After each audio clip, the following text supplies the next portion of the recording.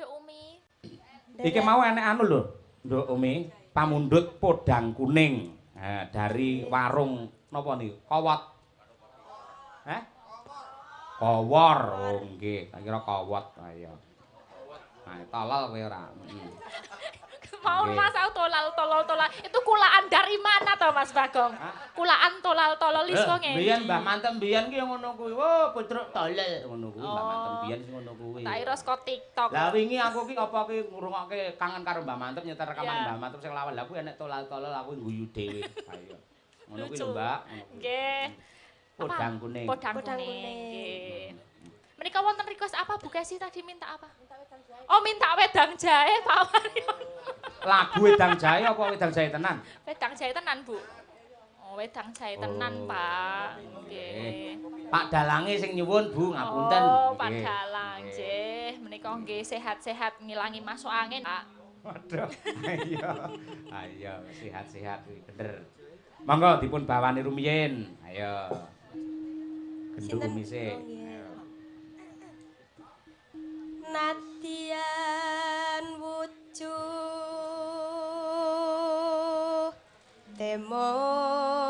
temong baksi Pilek to nduk kowe, Om? nggih Masalah. Sing pilek sing endi? sing inggil Lho, sing inggil. Oh, irunge dudu lambene ya. nggih Mergo flu ki lek irung kuwi ya meler, lek lambe ya mendhi apa ki jenenge watuk. nggih Brok ngono kuwi Mbak Elisa. Ki mangan apa iso pilek ngono ya? mimi es Pak Lah kuwi. kalih asline nggih pengen pilek Kok pengen pilek-pilek kok dipengenke? soalnya kula remen nek swantene ngeten niki tapi gak pengen nenek umbele Mbak Kuwi piye kok pengen suarane kaya ngono ki? aku pengen bindeng ngene iki Oh. tapi aku sakjane gak pengen nenek umbele Dadi pengen bindeng ning gak enek umbele. Oh. Piye Pak itu? Piye carane ben iso bindeng ning ra ono umbele? Ngono ora perlu kowe iki pilek. Anggere kowe lho, waras wiris ya, irungmu kok pitet ngene iki. Kowe mesti bindeng kowe. Nah, Oh, omeh pelatone nebake sae. Lho, bindeng iki ngono kowe. kaya Kowe iki buta tero. anak umum suara apik-apik bening-bening malah pengen bindeng ora tolel. Ayo. Sopo-sopo ditolol-tolol nih aku tak kepruk ora. Ya, Nduk.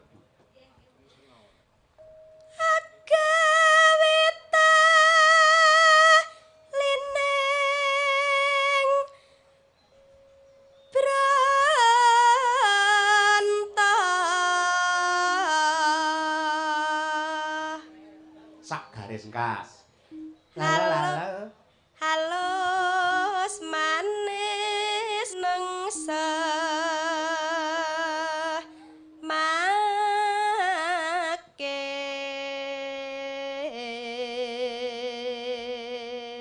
Nah, monggo Mbak Lisa iki dhek cedhak ya mambengi ning Ponorogo mesti golek penginapan ning daerah Medion, Leren. Awan golek gawean dadine ya sisan. Kula kan ngaten niku, mengke kula statuske. Kula tanggal sekian di Ponorogo yuk yang mau nanggap tak kasih diskon. Ngono kuwi dadine sekalian berangkat. Aku posisi ning Ponorogo Lur. Ayo sing do duwe gawe nanggap aku ngono. Awan mau tanggapan apa? Lho campur sari misale bengi engko wayangan ya awan campur sari tak Sherlock ngono. Aku ning kene ndang engko tanggapono ngono. Gitu. Ngono ya carane, Itu Mbak. marketing. Tanggal 17, 18, 19 aku prai sapa sing arep nanggap. Nah, kayak gitu. Ayo, ngono ya ana sing gelem ngono. Yo gelem no, garek kita caranya jemput bola. Ning sampean tetep tak arani sampean durung sinden laris kok Mbak Elisa. Lah soalnya kenapa? Mergo apa? Laris kaya apa? Titikane tanggal 6. Tanggal 6 lek tanggapan berarti laris. Kowe lek merenges ta padha karo aku to. Awake dhewe sehati piye to? Gumen aku. Tanggal 6 itu 78 titik lho. Kok ya ora payu ya awak dhewe, Pak? Lah ya awake dhewe kok iso. Ayo berdua kok ya melu susah. Iya, susah kabeh ya. Ora masalah. Ora masalah. Pak Cahyo butuh wedang jahe, ada solusi bagus. Apa? Ini ada permen jahe dimut disoki wedang padha wae, Pak. Sami mawon iki permen jahe. Hah? Dimut jenengan beto wedang piyambak to. Aja ngono. Disoki wedang, lah engko kan Wedang dadi jahe dhewe. sing nggawa aku, Heeh. sing emut kowe. Oh, tolol. Ora. Tolol. Ayo. Wong digekke teng wingking kula Mbak, tenang mawon jenengan. Ibu-ibu pun wah rayane ngegekne. Langsung golek jahe, ditutke. Golek jahe kei siram banyu panas diudek baru didoni. Ora. Monggo Mbak Lisa.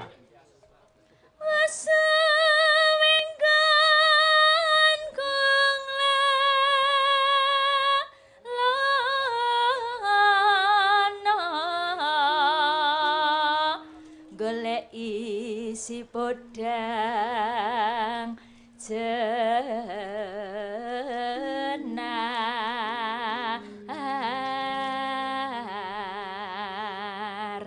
Oper Mbak Umi.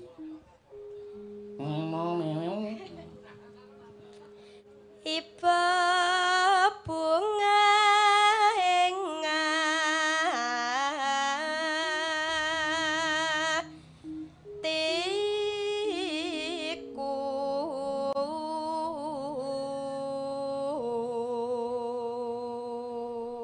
ditutup Mbak Lisa. Nyanding bisa dadi tombo.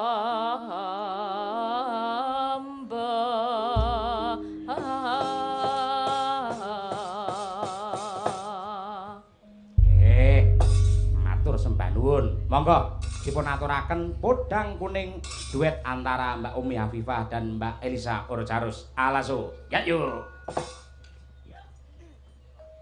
Esok awan ning omah wis ora krasan uyuran anggoleki sing tak sayang mubeng tidur anggonku goleki ora krasan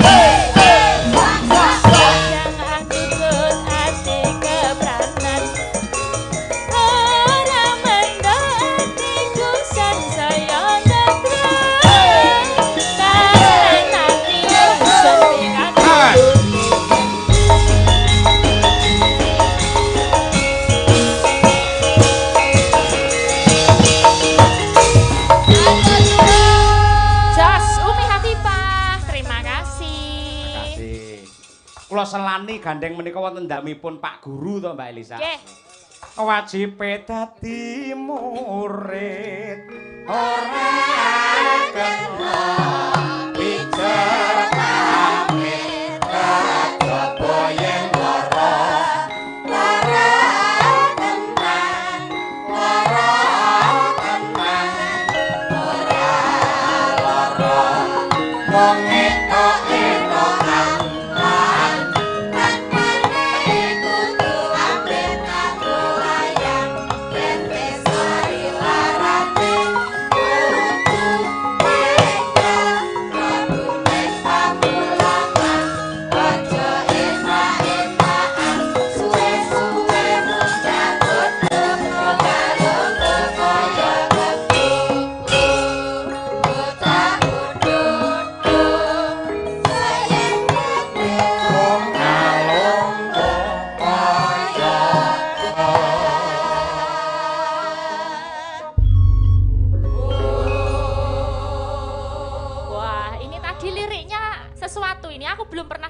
niki lagu wajibe dadi murid. Oh iya, kok ada. Wajibe dadi murid ora kena pijer pamit kejaba yen lara tenan ora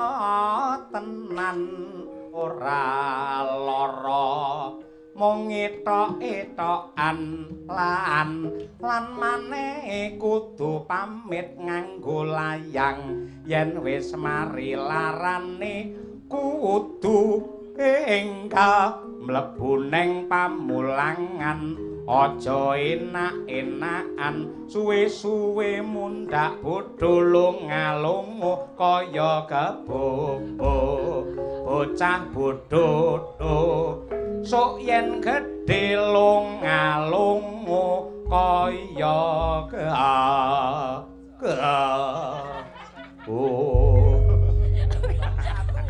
Oh ngono ya dadi nek wong bocah arep pamit ya pamit nek lara tenan aja lara-laranan. Pomo nek lara diputus cinta ngono kuwi ora klebu lara ya Pak.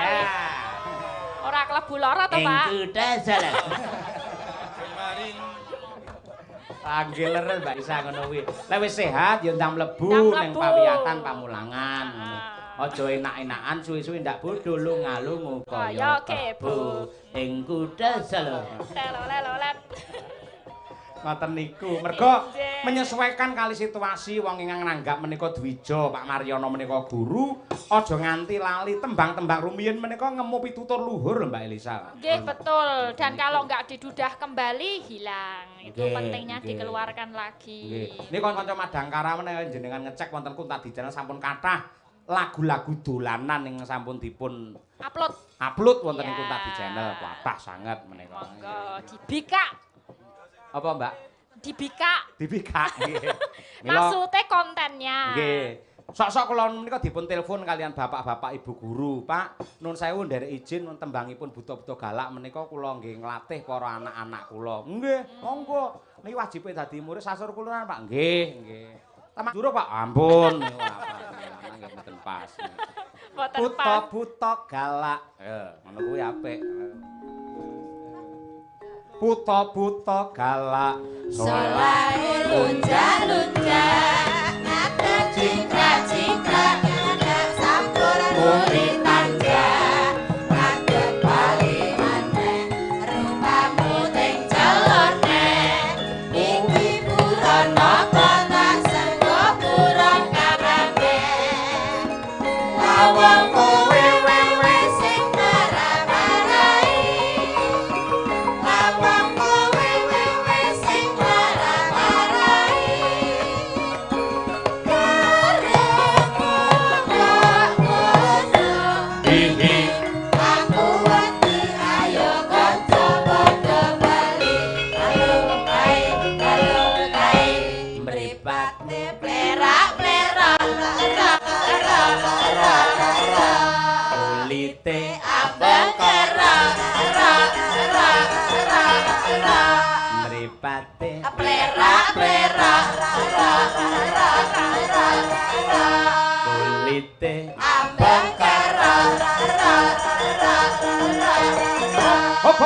Mbak Tutik mantek nih Mbak. Mong nenen no. Ayo. Mong kulite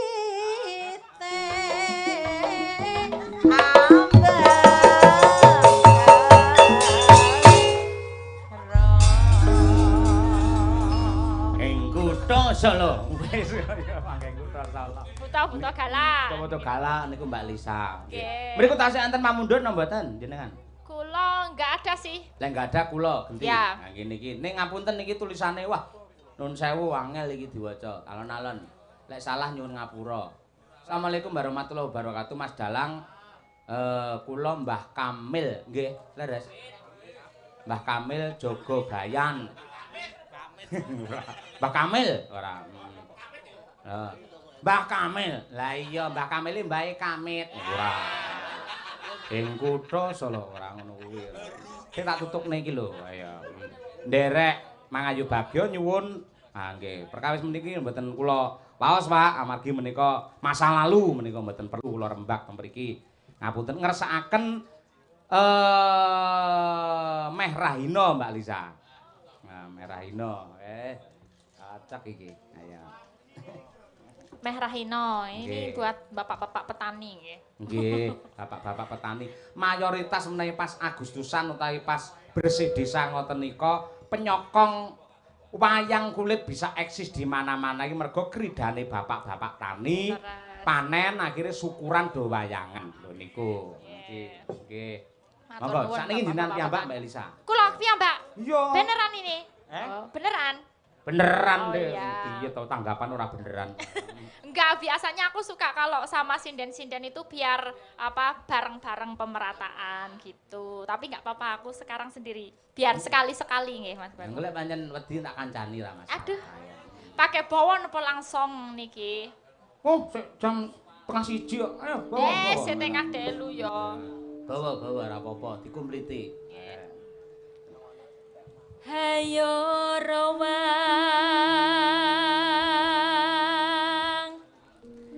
hangayai karti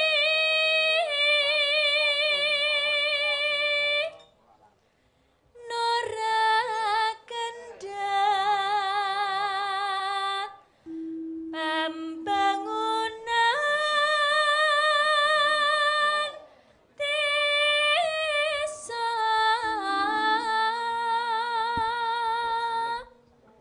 pinur timure peci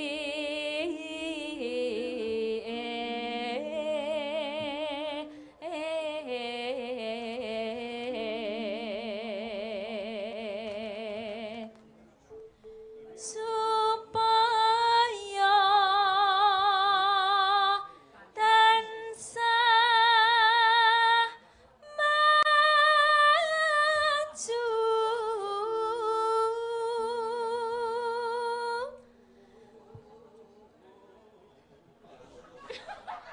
saya Pak maaf aku harus ketawa ini kan. Lah ngopo? Lah anu Pak Sinten sih pakai baju ungu itu mau deklamasi yo hafal.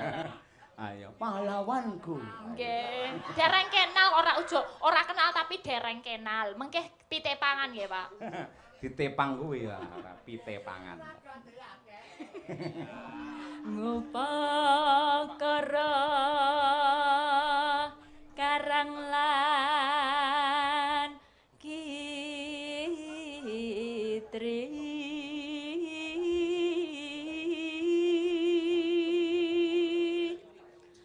kuyup rukun tumandang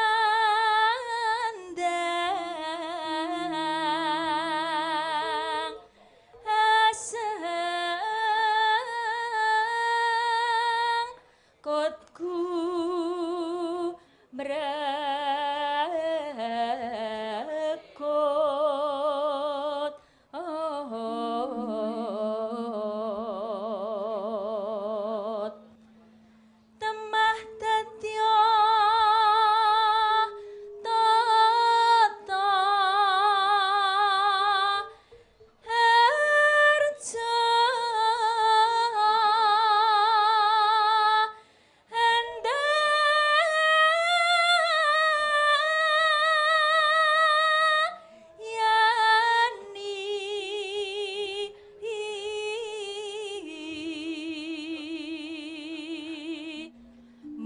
sandang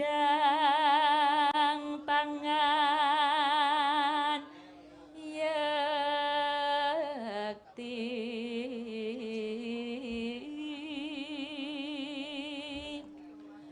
jero kutha desa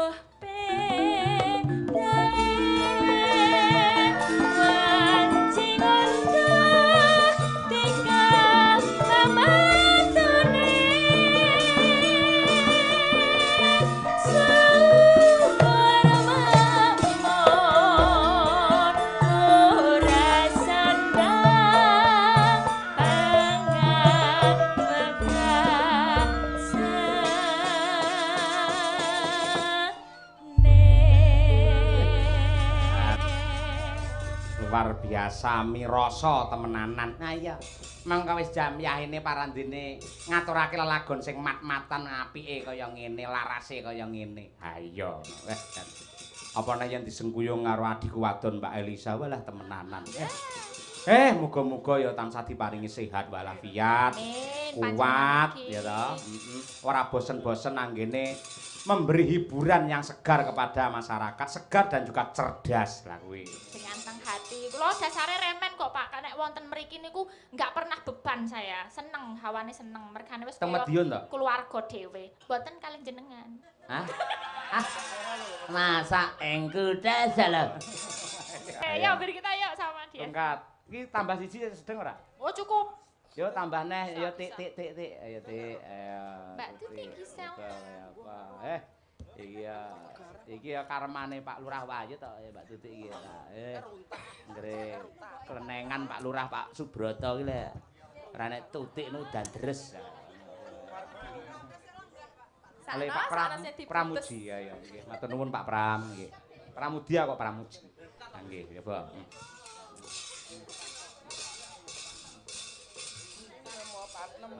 Piye Val? Oke Val. Pak Lurah terus lenggah. Matur nuwun nggih Pak Lurah. Wingi mboten wayangan nek taun niki Pak Lurah Wayut saya. Ditata nggih taun ngarep. Ya. Terus Pak Lurah lek ngersake lakon ya berat-berat. Ya, ora apa-apa. So calone taun ngarepe lakone pamuksa. Wah, iya. Coba enggak dipun aturaken rungkat oleh Madangkara Group. Oke.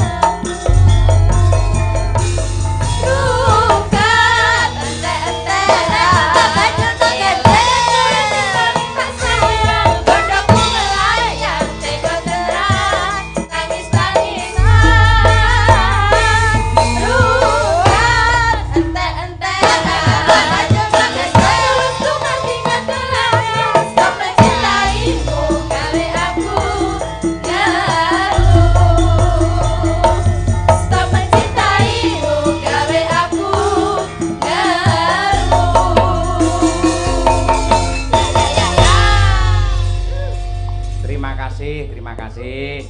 Nah, anak-anak semuanya luar biasa hebat. Nggih.